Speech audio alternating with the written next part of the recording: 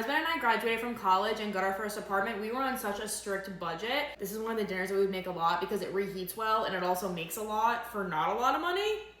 These are burger bowls and it cost me $13.70 for all the ingredients. Let me show you how I did it. Starting out with a 5-pound bag of potatoes. I went grocery shopping at Aldi, so the prices that I'm giving you are gonna correlate with Aldi. For this 5-pound bag of yellow potatoes, it was $4.49. I've got my oven preheated to 400 degrees and I'm just gonna go ahead and start by cubing my potatoes. To my potatoes, I'm adding just a couple of tablespoons of oil. Whatever you have on hand will work. For seasonings, keeping it super simple with some salt, some pepper, and a little bit of garlic powder. And you could use onion powder as well. I just like to use these.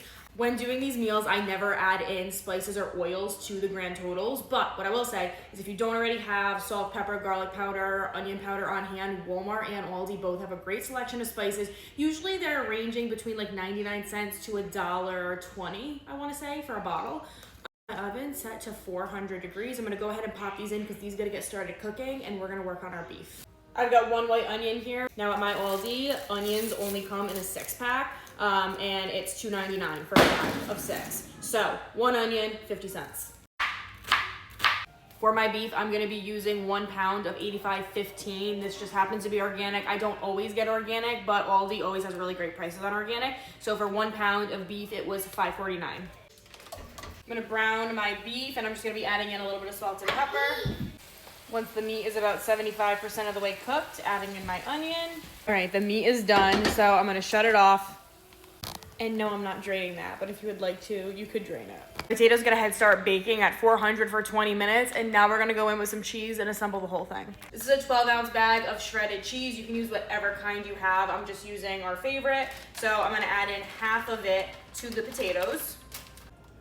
And then I'm gonna mix that in. That way the cheese gets all covered and mixed with the potatoes. On top of the cheesy potatoes, I'm gonna spread my beef and onions and cover this with a piece of foil. And this is gonna go back into the oven, 400 for 20 minutes. 20 minutes later.